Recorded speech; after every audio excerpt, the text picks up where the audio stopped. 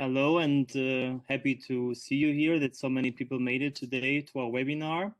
So today we're going to introduce you a newspaper in our information series about the COVID-19 vaccination. As you might know, we had already some webinars a couple of weeks before where we had university experts from the biomedical field and the medical and biology field who were talking about the vaccinations in general and how they're applied. And now we have the pleasure to have another speaker, another expert, namely Dr. Anna Chioti, who is the head of the Division of Pharmacy and Medicine at the Directory and Ministère de la Santé here in Luxembourg. And she will today talk about the approval process and safety review about the vaccine and about the rollout of the vaccination here in Luxembourg, which is, I think, also a very important topic, and thus we're very happy to have her here. And just for you to let you know, the webinar will be recorded and can be found afterwards on our homepage, vaccination.uni.lu, as also our previous webinars and all the information material which we provided along our information campaign on the vaccination. But now I think I will just hand over to Anna. Very happy to have you here, and we will be looking forward to your presentation. And afterwards, you will have the question, of course, as before, to ask questions here in the chat, or also raising your hand to request being unmuted. We will have a presentation of around 20 minutes, and afterwards we'll have until 1, where we will try to answer all your questions that you can post in the chat. Also, during Anna's talk already, feel free to post any question you might have. So Anna, the stage is yours. Thank you very much. Good morning, everyone. It's a pleasure to be here with you today, and thank you for giving me the opportunity to give a first short introduction. So I'll try to stick to about 13 to 15 minutes, and then you can ask me your questions with this topic. So I will now share my screen. So thank you for this opportunity for me to give this short talk. It will be focused on the approval of vaccines, our vaccination strategy in Luxembourg, and the rollout. So today, as I said, I will talk about the approval process, our national vaccination strategy, and how we roll out the available vaccines, and then you will have the opportunity to ask your specific questions. But before that, maybe a little explanation of where I'm working and what we are doing at the Directorate of Health. So we are under an administration under the Ministry of Health in Luxembourg, and the division of pharmacy that I'm heading, you can see on the slide that is right in the middle with the arrow. It's one of the divisions of the Directorate of Health, which is actually dealing with all matters related to health. So regarding the current pandemic, it's not only about vaccines, but everything related to health in general. So today we will focus on the missions of the Division of Pharmacy and Medicines. And here I will not read the slide, but it's just a listing of all activities that where we are responsible. So we are relating life cycle of medicines and medicinal products, including the vaccines. So it's mainly providing the marketing authorization, controlling all the aspects related to quality, efficacy, quality, safety of medicines and vaccines. Now, regarding the approval of COVID vaccines, the flow is the same as for any other medicinal product. It means that we, as a regulator, we have to assess all the data that is generated from the pharmaceutical companies that develop the vaccines. And you see that it starts, you know that many of you know that already. So it starts in the lab. So for instance, for the COVID vaccines, as soon as we knew the sequence of the genome of the coronavirus, it's quite easy nowadays with our new technologies to develop a vaccine.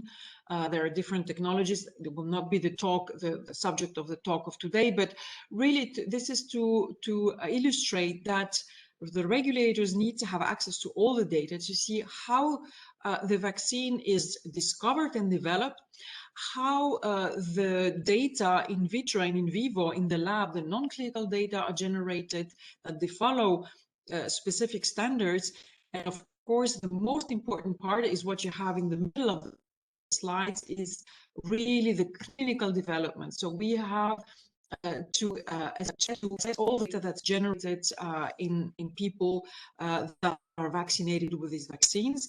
Of course, the data are submitted to the European Medicines Agency, and then the European Commission is endorsing that all the vaccines that are authorized, they have received this authorization of the manufacturing is the scale up of the production. So it means that the companies need to be able to provide sufficient doses to the European population. And safety monitoring is all along the process. So all the safety data, be it in animals, but also in humans, and we need still to continue to do the safety monitoring in real life, because as you know, some effects might arise after the conduct of the clinical trials. So this is the normal, I would say, process. But what happens when we're facing a health emergency, a public health emergency, is that the process is shortened. And this is to illustrate that it doesn't mean that it's less efficient or less stringent in terms of evaluation of the data.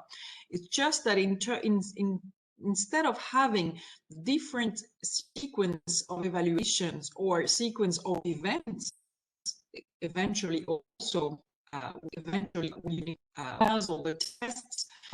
Instead of doing as a sequence, you can actually do many things in parallel, and that's at the end what allowed the pharmaceutical companies to generate data that is needed, actual regulators to approve the vaccines. So as regards COVID-19 vaccines, they are all approved centrally in Europe. This is a centralized procedure. I'm just sorry because something appeared on my screen, so I was a little bit confused. So I hope I didn't do anything wrong, and that you can still see my screen. So the procedure is centralized, so it means that all the vaccines are approved by the European Medicines Agency, and that these approvals are valid throughout all the European member states and the states that are part of the European Economic Area. And it's based, as I told you, on the evaluation of quality, efficacy, and safety. And it's really judging the benefit-risk ratio. So it means that we have more benefits than risk when we vaccinate people. And another way of speeding up the process is also that we have more people that are involved in the review, more experts that are in the process, allowing the vaccines to be to have this authorization much faster than the usual process. And this is what you see in this area of the slide, where you see the standard procedures of review. And then for the COVID vaccines, we do what we call rolling reviews. It means that the European Medicines Agency evaluates regularly the data as soon as they are generated. So it speeds up the process to allow us to actually access people to the vaccines due to the situation. So this is just to illustrate that it's not, so there are several ways of accelerating the access to vaccine. First, for the companies by accelerating the development, as I told you, doing phases in parallel. For the regulators is to increase dialogue, real-life dialogue with the companies that generate or allow the rolling process. It's also about deploying much more resources. It's the same for every member state. In Luxembourg, we have also reinforced the staff to be able to have enough people. And also the companies have started actually the manufacturing. They're not waiting for approval to scale up the manufacturing, but they have received the authorization to do it before because the inspections have taken place before. So that's to illustrate also how we can make very quickly efficient and safe vaccines through all these mechanisms that are at the same time. Now, going to the vaccination, again, the challenge is of course, to see who are the people who need to be prioritized, depending of the epidemic, to have sufficient people, medical doctors, nurses that can be available to vaccinate people. Also, the logistical aspect. You all know probably that some vaccines need to be transported at very, very low temperature. And also we need to have very good systems of registration in place, but also systems to make sure people vaccination certificates and hopefully be able to travel in the future. These are the phases of vaccination in Luxembourg. I'll show that where you can find it. It's of course currently only available in French, but it's easy to understand. So in the beginning, the first phase was really to prioritize the healthcare personnel and people who are residents of long-term facilities, so elderly people and people in a situation. So you see here the difference. So now at this stage we are in phase 3, and we will soon be starting phase 4. And as you see, that we start from the older population and go down to the younger population, and of course at some point everyone will be invited, because we know that the older you are, the more you are at risk of having complications of the disease. And also in parallel, of course, we invite people who have comorbidities, other health issues that make them vulnerable to the coronavirus. So this process is very well defined, and people will receive regularly the invitations to get the vaccine shots. And you know that for most of the vaccines, we have 2 shots that need to be administered. So this is the rollout. If you see, this is a little bit complicated, but I'll explain. So it's the proposed vaccine dosing. So it's administered by age group as the this week. So every week. So you can see we started at last week at December, and you can see here in color the age ranges, and of course you see in the beginning the population is younger because the first phase was targeting healthcare workers, so people who will be taking care of the sick people. And then the second phase, you see here elderly people from the elderly care facilities. And now you see the distribution of the population, and it's actually a living pictures, and this is something you can access for yourself. And you can also choose, if you're also interested by another country, you have country profiles, and you can generate your own graphs and see how the vaccines are rolled out in Luxembourg, but also in other countries. And you see here a more detailed picture of the types of vaccines. So you have here, for instance, AstraZeneca, Moderna, the Pfizer vaccine. In some countries, you see Hungary uses Sputnik as well.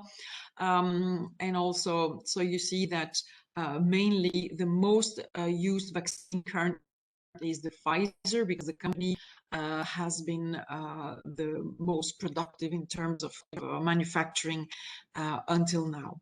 So this is also information you can access on the website of the ECDC. And this is also, if you look at the number of doses, so in dark green you have the uptake of the, in light green, sorry, you have the uptake of the first dose, and in dark green you have the uptake of the second dose. And then you can see, for instance, Luxembourg, you can see the figures here where we stand in terms of vaccination. Of course, you have to be very careful when you look at these figures, because there are, the way the reporting is done is a little bit different from country to country.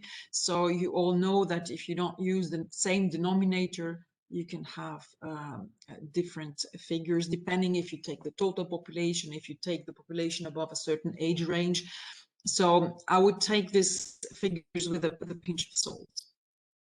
Then last but not least, there is a place where you can find a lot of information and resources. Is if you just type Infovax on your on Google or any other search engine, you will land on this page, and where you have all the information, and of course about vaccination. If you click on vaccination, you will have a lot of material that is available, frequently asked questions, etc., etc. Also information about the strategy, and of course the information is available in English. So I think I have been now within the 15 minutes, and I thank you for receiving this information. And I will now stop sharing my screen, because then I can see which questions have been coming around. So I'm looking at Manuel. How do you want us to proceed? Do you just take the questions in the chat as they come, or do you have any recommendation? Yes, exactly. So we already marked a couple of them. First of all, thank you very much, Anna, for this overview and the presentation. And as mentioned before, now everybody feel free to post your questions in the chat, and we see already many questions coming in the chat. I'm trying to sort them somehow and then just post them to Anna so she can answer them. We hope to cover all of them, but feel free to just put it there. First question which was coming, and which is actually really concerning many people in the university, about the cross-border workers. So how's the situation there? If you just could emphasize again, what about cross-border workers who are not residing in Luxembourg, if they can be vaccinated, and maybe even when? And if not, what would be the requirements to be so? Mm-hmm. So, as you know, there is a huge tension in the supply of vaccines. So, I would say in the beginning, of course, we have tried. Luxembourg actually has tried to acquire as many vaccines as possible to be able to vaccinate its population and beyond. But the limiting factor is the supply of vaccines, and you know that there are issues in the manufacturing. So that's one element to be taken into account. The other element is the fact that we need to prioritize the most vulnerable population. As for the moment is the elderly patients. And of course, for the workers, as regards healthcare workers, they are prioritized, which is normal. Now, regarding other categories, I have to be very careful, because I'm not, it's for the moment it's not foreseen. So normally people should be vaccinated, in the countries where they reside, because every country calculates the number of vaccines they acquire based on the resident population on their territory. So that's why the strategy has been amended slightly. So in the beginning, there is a willingness, of course, to be as large as possible, but these are discussions that are ongoing between the countries that have the same issue with cross-border workers, like Luxembourg, but also other countries. So today it's very difficult for me to answer to this question, because we also need to have a more clear idea on the number of people and the age categories. So this is, I would say, work in progress. And I believe that with the arrival with many more vaccines in the next months, that this shouldn't be actually a question. So I hope so. Maybe we can. Yes. Sorry about that. There was a connection issue. I hope for most of you it's fine. If there is an issue with the connection, I apologize for that. But sometimes WebEx has this hiccups in these larger meetings. There was another question which was sent to us before via our mail address, healthinfo@uni.lu, where you can also send questions, just to remind everybody. This recent discussion about the AstraZeneca vaccine, if there's any relation of this AstraZeneca vaccine regarding cardiovascular preconditions of thrombosis. What is the current status there, and what is the procedure now in Luxembourg? Mm-hmm. So, of course, you have all seen the cases that were reported in the press. So we have to be very careful because people have been vaccinated, and some of them, of course, we know that there were some events of thromboembolism, stroke, blood clots and everything. So when there is an association, we need to investigate very thoroughly to see whether there is a causality. So we are not sure that from the number of events that all the events are 100% linked to the vaccine. So as researchers, association doesn't mean causation. So I would say if you look, so we looked at the data from 17 million doses that have been administered for the vaccine, the AstraZeneca vaccine. Only a few dozens of events of thrombosis were reported. Unfortunately, some of them have led to deaths, but these cases are investigated. So for the moment, the European Medicines Committee that is responsible for the safety review of the vaccine investigates those cases. But what we had to do when we were aware of cases rapidly, Luxembourg and other member states decided as a precautionary measure to pause the vaccination until we have more information. Some countries said, for us, we know that the benefits outweigh the risks. And some countries said, we have much more people dying from COVID than risking, a few cases of the vaccination. So some countries have decided still to continue the vaccination of AstraZeneca. I can tell you that now we have resumed the vaccinations because, as I told you, the PRAC, which is the pharmacovigilance review committee of the European Medicines Agency, who is responsible for the safety evaluation of the vaccines. This committee has still judged that there is still favorable benefit-risk ratio that justifies the use of AstraZeneca. However, there is a signal. And what is a signal? It means that we need to be cautious because in the cases that have been reported, there is a higher percentage or a higher number of younger women. And there are some, theories that it might be linked to some predisposition. So some people are more prone to present thromboembolic events. It could be, for instance, the fact that some women take contraceptive pills based on hormones. So this is still under investigation. And it's also now linked to the update of the scientific leaflets of the product. So every vaccine has an indication. So in the scientific leaflets and also the patient information leaflet, you have some precautionary measures. So it has been added.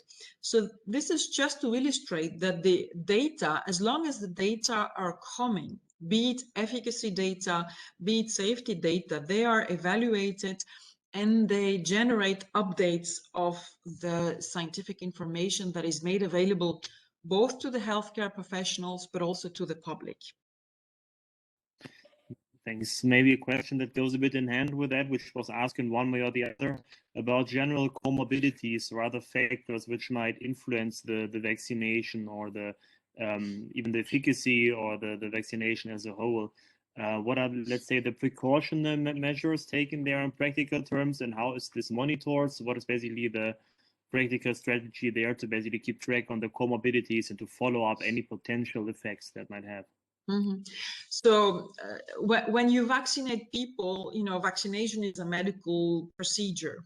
So people, when they present themselves at the vaccination center or, in other places in hospitals where they are vaccinated, so there is a kind of screening questionnaire. So we have to make sure that people do not have pre-existing conditions, and these conditions are listed on the indications, actually on the leaflet, on the scientific leaflet of each vaccine. So each vaccine doesn't have that many contraindications. So it's the same that for any vaccines. For instance, you know that if you have an active infection, if you have a disease that hinders your immune system, then you should avoid being vaccinated, be it with the COVID vaccine or any other vaccine. So this is why we have this screening questions in the beginning, asking people if they are having a treatment that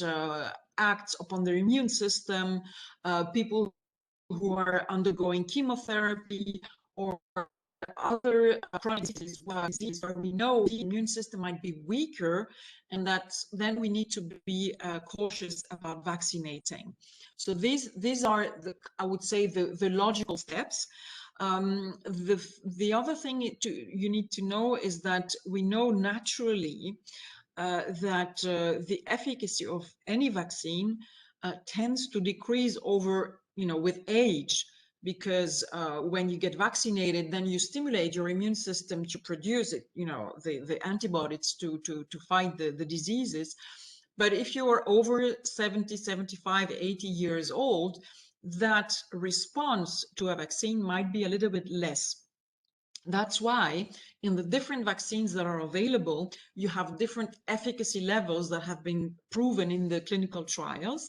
And that's why in some countries, you would see that, for instance, the AstraZeneca vaccine will be less recommended for people who are older, because the data at that point showed somehow a lower efficacy in older people. But again, this is moving. So this information, and that's the difficulty, because you need to follow, and the physicians, the healthcare professionals need to follow the data, I would say almost on a weekly basis, because we gain knowledge every week, every second week, about additional clinical data that are generated that help us understand better how the efficacy of the vaccines is influenced by other factors that you find in real life and that you will not find in the clinical trials, because clinical trials were done very quickly in specific populations. And now we also have, and I see coming a question regarding the variants. You also know that the coronavirus is evolving, and it has also an effect on the vaccination strategy, because we know that some of the vaccines have less efficacy with the new strains. So these are really several factors that we need to take into account, I would say, on a weekly basis when we are discussing our vaccination strategy. All right. Yes, and then one, let's say, general big topic and aspect, of course, after all this regulatory and background information, is now the current status. So that's what many people, of course, wonder about. What is the current status? Where are we standing? Of course, this has many aspects, but maybe you can also mention where people can find this information if it's available, and also mention what is the current dimension of numbers. I'm not expecting you to know all the detailed numbers here, but what is basically the current status, how many vaccines have been administered, and what is the time frame perspective-wise when to start with which phase, for example? Okay, so this is, I have to check. So I have a small dashboard I need to check. While my database is uploading, I can answer a question that I saw in the chat. Someone spotted something in the slides regarding the rollout of vaccines in different countries. And the person said, why Norway, an unknown vaccine, is just because the country hasn't reported. So if you have, anytime you see something that is unknown in the graphs, it's mean that the country has not reported. And the reportings are done on different dates. So it's the case. So now I will I'm trying to find the data. I had to close, I'm sorry, because I had to close my internet to have enough band for the WebEx. So now I have to open it again to tell you the real figures of vaccination. Just a second, here it is. Because I have to go on our intranet, so just to make sure I give you the latest information. Regarding the second question you asked, Manuel, when the different phases are triggered, is actually based on the supply of vaccines. So we had a little bit of, I would say, stress in the first, between January and March, because the companies had promised a certain amount of doses, and we had foreseen, the phases, the timing of the starting of each phase based on the initial figures we had received. Unfortunately, the companies were not able to provide the number of doses so we were expecting, and it was really reduced a lot, really significantly, and that's why we had some delays. Now, hopefully, we are catching up, and I think my page is almost there, so it takes a little bit of time. I hope you can still hear me. That's the problem of the internet sometimes.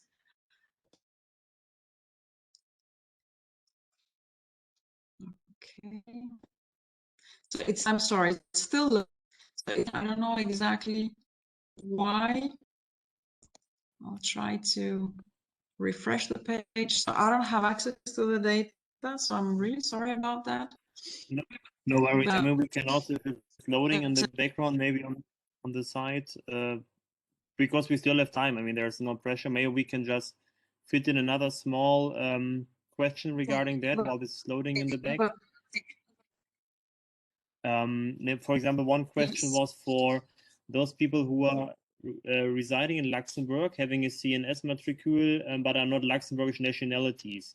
Do they need to do anything? So to go to the general practitioner, or let's say basically that they want to get vaccinated or to belong to a certain group, or is like a CNS number automatically qualifying you to get the invitation for vaccination?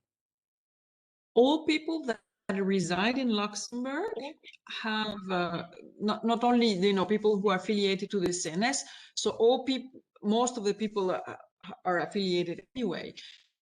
So if you have a CNS number, you are able, to have the vaccine if you reside in Luxembourg. So that I'm not sure I understood the question correctly, but for me, I mean, I understood correctly. So you said that if you have a CNS number, so you have a how you say a national ID number, these are used to generate the invitations to the vaccination. Yeah. As far as I understand the question, this was answered because the question was pointing to people working in EU institutions, which were apparently told that they should contact their physician in order to get registered for the vaccination, although being residing in Luxembourg and having a CNS number. But as far as I understand you, they will get an invitation automatically. As long as people are affiliated to the system, it's not a problem. It's for some cases, I will not go into the details now, but in some cases, some people didn't have a national ID number. So there are some, but otherwise there is no issue with that. So I don't think it's a problem. So, but I'm not the person who is dealing with the invitation. So I'm not these really detailed questions regarding the numbers, because you have the CNS numbers, you have the national registration numbers, so there are different numbers. There is always a way to find people if you are registered somewhere in Luxembourg, so you are identified. And it's the same with people who are now, it's mainly retired people, because people, now younger people will not get invited now, but for the older population that even, that lives in Luxembourg, if they have been registered to the system, they will receive the invitation, and we know that they have done so.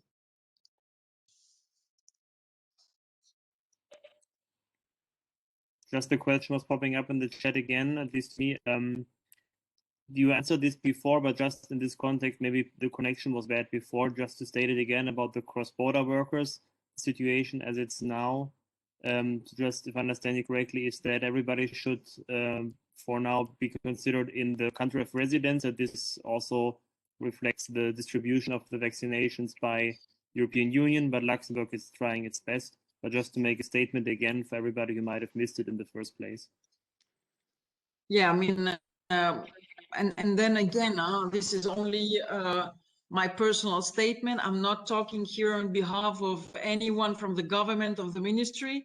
So just to make sure that these are really it's the latest information I can give. I cannot, endorse officially any governmental strategy. So this is not my job, just to be very clear. So my role in the Division of Pharmacy and Medicines is really to ensure that the vaccines are evaluated properly, and that the information that is generated at the European Medicines Agency is provided to the authorities in Luxembourg, and that we work towards the supply of vaccines according to the quality, efficacy, safety regulations. So even though I'm working at, within the Directorate of Health, this is really the medical aspects, and not the political decisions, or whether to prioritize this group or another group. So, but what you said earlier is correct. Okay, good. At least then I understood it. That's good. Are there news on the numbers? Yes, I have now. The page is uploaded. So the number of people that are vaccinated. So these are the data from this morning. So so the people who are vaccinated, we are 69,620. And these are from those, we have 21,322 that have received already the second dose. And the average age of the vaccinated people today is 66.3 years. So again, it reflects the national strategy. So we have a lot of, the population is mainly, for the first phase, you have the healthcare workers, so people in the active ages. And then now we have mostly people beyond, above 70 years of age, which corresponds to the strategy. And in terms of types of vaccines, you have also seen the figures that currently is mainly the most prominent vaccine that is administered is the Pfizer vaccine, because it's the one that is supplied the most for the moment. Just so for your information, so Luxembourg, we have the first we received was actually Pfizer. That's the one we started. Then we got the Moderna, so mRNA technologies. Then we had the AstraZeneca vaccine, and now we have a fourth one which is actually authorized, is the Johnson & Johnson vaccine, but it's not yet available in Luxembourg or in other countries because we're still waiting for what we call the batch release. So it's very important that when vaccines are manufactured and produced, that there is an inspection, that all the batches fulfill the quality standards before they're being distributed. So there is a process which is called batch release, which is performed by official control laboratories that are distributed around Europe. And this ensures the timely, the release of all the batches at the same times. And also, this is also, again, a political question. Of course, the companies have to make sure that all member states receive at the same time a sufficient number of doses, which is calculated on the pro rata of the population. So hopefully by mid of April, we will get the vaccines, the Johnson & Johnson, and the specificity of this vaccine is that is a one-shot which is easy, because then you don't need to have a second appointment. And by that, we also hope that as soon as possible, we'll have a significant percentage of the population that will be vaccinated, to make sure we can somehow hinder the progression of the infections due to the coronavirus. Quick question on this, which was also coming, and I think also people think about it. Can you choose the kind of vaccine you are supposed to get? Yeah, normally all the vaccines, are more or less the same. Of course, if you come to the vaccination center, you will be offered the vaccines that is available at that time, because we consider that all vaccines, for the moment, with the data we have so far, are more or less equivalent. But no one is obliged. So I can tell you, for instance, that we anticipated that maybe people would be reluctant to get the AstraZeneca vaccine because of all the fuss in the media. But actually, it's very, very few people. So we only have, I would say, less than 1% of people that came to the vaccination center and said, I don't want to be vaccinated with AstraZeneca. So it's really, really something that is insignificant, and it means that people trust the authorities that tell them, there is still, when you come to vaccination center, there is a medical screening that is done. When you register for your appointment, you have to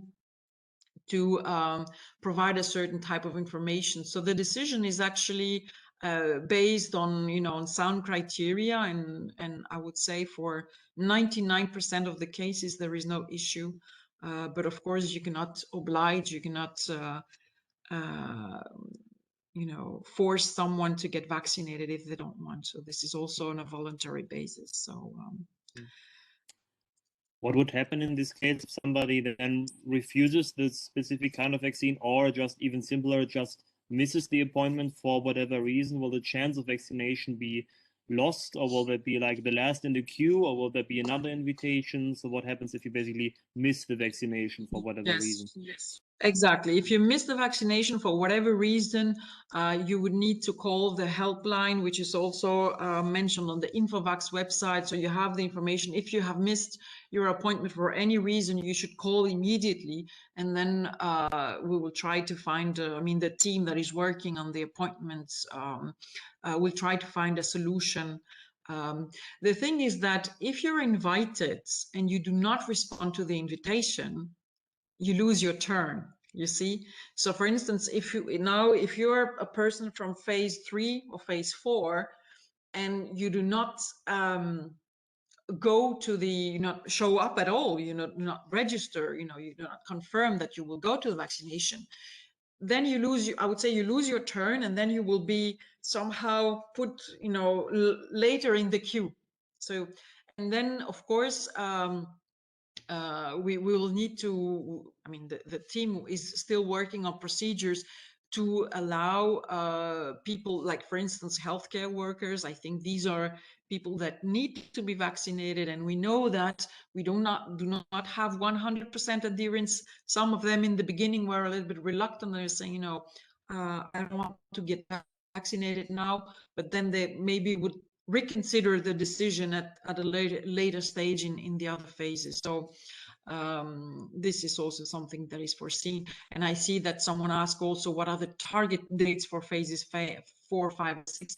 It's very difficult to provide a target date because we don't know when we are going to receive all the vaccines to vaccinate the number of the population that is targeted by each of the phases. So this is, I would say, every week, this is something we discuss every week. And it's really, really, really dependent on the supply of vaccines. If we had all the vaccines available today, we would open many, many lines on vaccinations, and everyone will be vaccinated as soon as possible. And the limiting factor there will be the number of vaccinators, people who are actually available to do the vaccination itself. Mm-hmm. Another question regarding this invitation, defining the phases and different groups of people. So this question was actually coming before already. So how are these vulnerable groups, or these preconditions and the higher risk groups, so to say, defined?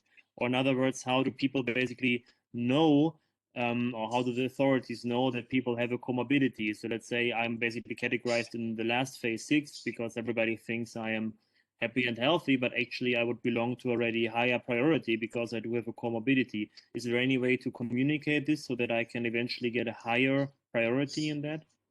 Okay, so these all the phases. So the decision of the phases and the vulnerability groups is a medical decision, and it's the government is advised by the Committee of Infectious Disease. So there is a national scientific committee in Luxembourg, which is responsible for advising on the vaccination strategy for COVID vaccines, and they have defined the categories, the types of comorbidities that belong to each phase, and of course people are invited to go to their practicing to the GP, to the general practitioner, who has these recommendations from the infectious diseases committee, and then the treating physician can give you a certificate.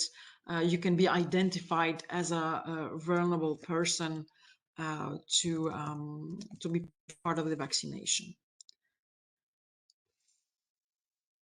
So if you go, yeah, sorry, yeah. No, go ahead. It was a connection issue. Go ahead. Okay, sorry.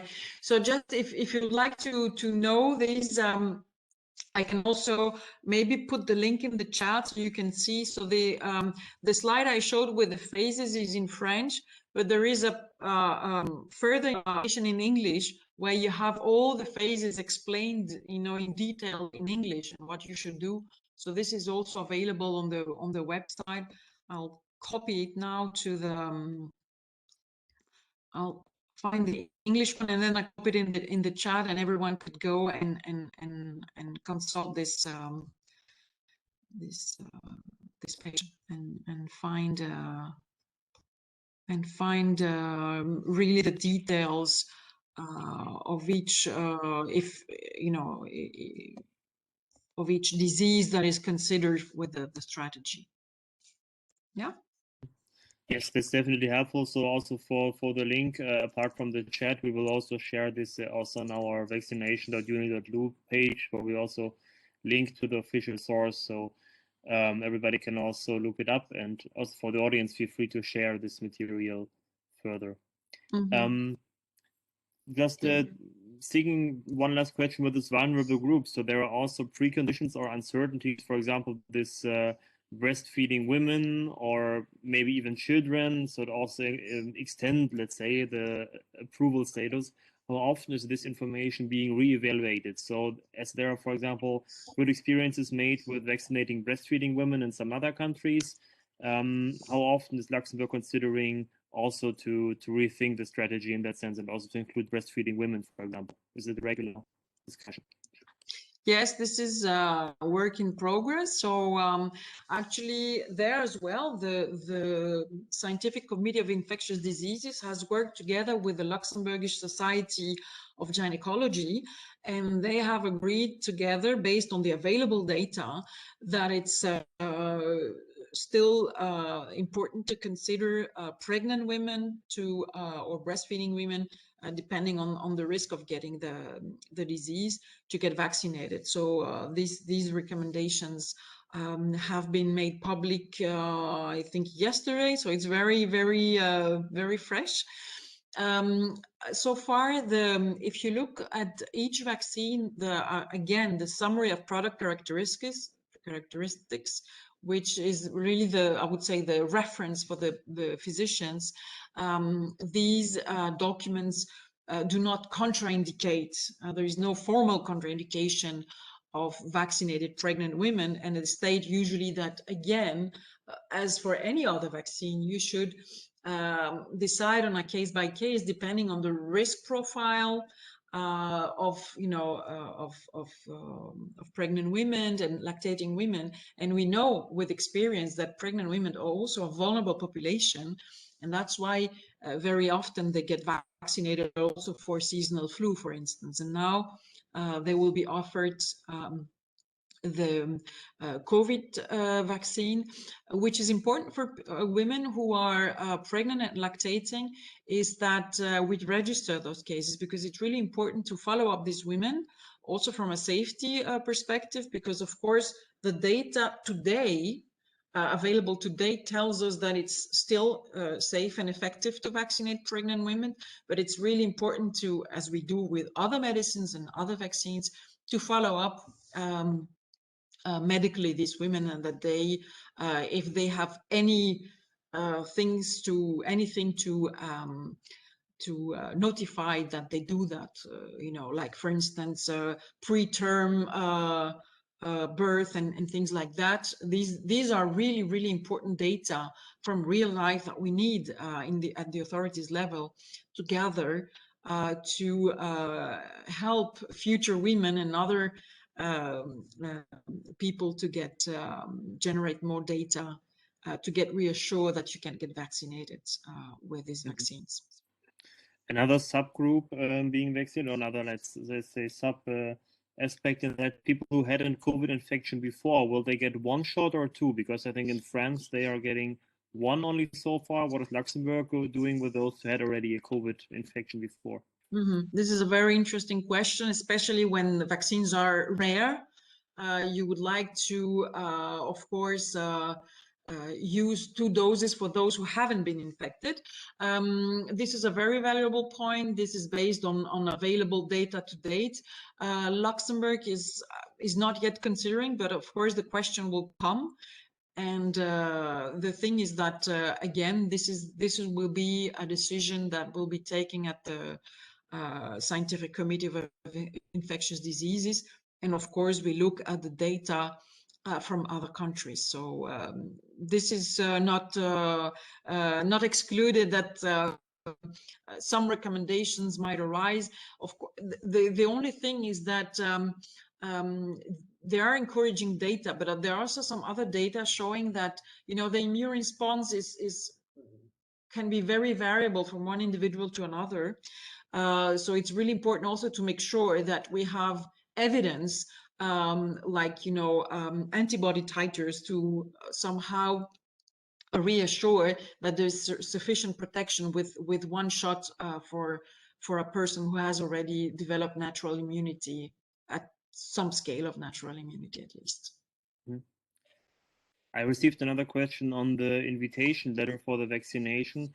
What is the time frame? So when I get the letter, how much time do I have to get the vaccination? And so how much in advance do I have to book it? And what happens if this time is not convenient for me, for example? So is there a level of freedom, so to say, or it's like you have to go tomorrow?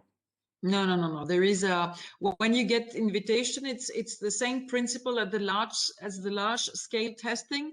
I guess, and I hope many of you have received it and have responded to do that. So when you get this invitation, you have a personal code where you can go through the My Guichet. So this is the website of the government where you can register. So the codes that you receive, they are available usually for 2 weeks. Okay, so you have 2 weeks to decide, to register, and then when you go on the website, you can then choose your date. So there is a calendar, and then you can you have some slots, and then you can choose your slot. So it's very flexible. And I must say, because my mother was vaccinated recently, it's very well organized. And she could also, I mean, for her, I'm saying she received the proposal. So she received a date because she's elderly, but otherwise there is still some flexibility. So that's good to know, probably for yeah. I mean, it's well done. The thing is that I'm not sure. This is also something that is evolving. It's an evolving process. So I'm not sure if tomorrow we have a lot of vaccines, then we need to reorganize differently. But this you can go for yourself and try on the Infavax website. You can see a small video. There is a small video explaining how the process is working regarding the vaccination and the appointments and everything. I can also send for you the last minutes. Oh, sorry. Because we just have a couple of questions left to make again the turn to the current situation. Let's say defining the status quo, maybe, which is maybe a nice thing to end with, for the current status of the current data. So, is there, according to the people who have been vaccinated, is there any data or evidence how the vaccination now protects against further spread of the virus? So, if people are still infectious after the vaccination. And also along with that, how long the vaccination lasts. So if the vaccination decays over time, let's say people have been vaccinated very early, can there be already monitored a higher risk of infection? Can you say something already about this according to the data we have now? Can you please, there was a cut, so can you please repeat the question, because I didn't get, so you said if we vaccinate, what will be Sorry, yes. The protection? Sorry, it's basically about if people can still transmit the virus, if they are still infectious after they got vaccinated, if we have data on that, and also in general, how long the vaccination lasts, if there are any data on that after now first people being vaccinated. These are very, very valid questions. So the first, I will take the second first. So how long does the immunity last when you have been vaccinated? Of course, we do not have enough follow-up to be able to respond to the question. So that's why, and also to the fact that we have these new variants. So probably, but again, this is very, very preliminary data, and there is a lot of variability as well. So probably it could be that we would need to have either shot to somehow do a boost if they, because we see that in some cases the immunity decays over time. So that's one scenario. And the other scenario, due to the variants, is to do seasonal vaccinations like with the flu. But it's again too early to say. We need to have enough time to observe what is happening in real life, and then the question which now is regarding your when you are vaccinated, are you still spreading the virus? This is again a question still open because studies are ongoing, and until then, this is also the recommendation that people until we have the data and until a sufficient proportion of people in the population is vaccinated, is really, really important to continue to wear your mask, to practice social distancing, wash your hands regularly. This is really the message. And sometimes it can be hard to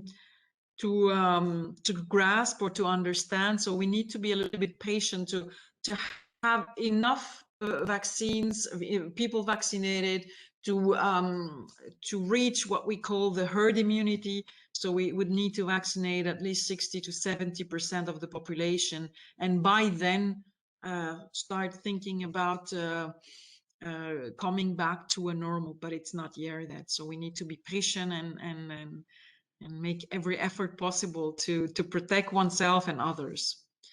So I think with that. Can you just project if people, general practitioners or pharmacists will be involved in the vaccination administration at some point as well? Or will be only in the vaccination centers? For the moment, due to the logistics of the vaccines, it's limited to the vaccination centers. But of course, as soon as we have a lot of vaccines available, also vaccines that you can have in a regular fridge, it's something that could be done in GPs' offices. The other issue, however, is the fact that the vials are multi-dose vials. So it means that a GP should organize himself or herself to group patients to be able to administer the doses that are in the same vial the same day. just to make sure there is no waste of doses of vaccine. So this is also something that is under discussion, but we are not yet there. So it will probably be for later when we have more vaccines available. Good. All right. But I think as a last comment, I think you can still refer again once more to your information page and to the rollout. So say again a few last words on the further weeks and months to come as a last statement. That's already a couple of minutes over time, but maybe if you want to have some last perspective for the people in the audience. I think for me, the most important thing is really to make sure that you get the information from trusted site, from trusted sources. The link that I shared with you, everyone, is available in all languages. I shared you the English one, where you have all the questions, and I think you will have much more information that I could give you now in 1 hour. This website is updated regularly. There is also for those of you who speak French, there is also now a weekly, we will start this week with a weekly newsletter for the general public.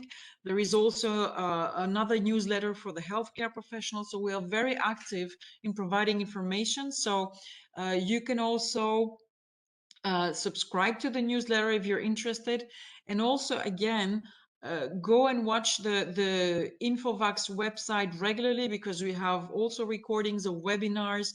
You can find, for instance, for each vaccine, the summary of product characteristics. For those of you who are more scientific, want to have more scientific data, you can consult this website.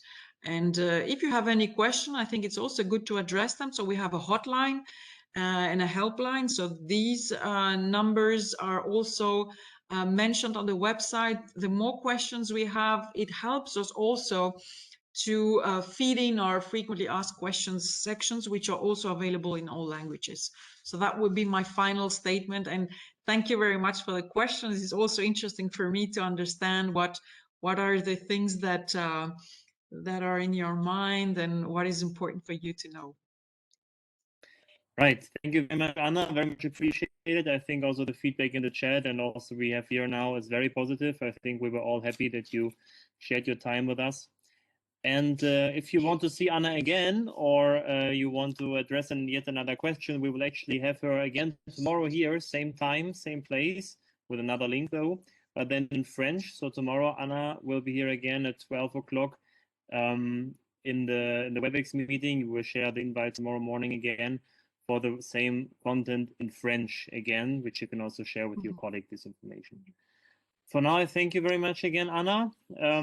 Thank you remind all. you again of the Infovax page. Exactly, thank you. And the vaccination.uni.lu, where you can also find the recording of this webinar after we processed it. And with that, I wish you a nice afternoon. Thanks everybody for attending. Thanks, Anna, for presenting, and stay healthy, everybody. Thank you. Bye-bye. Bye.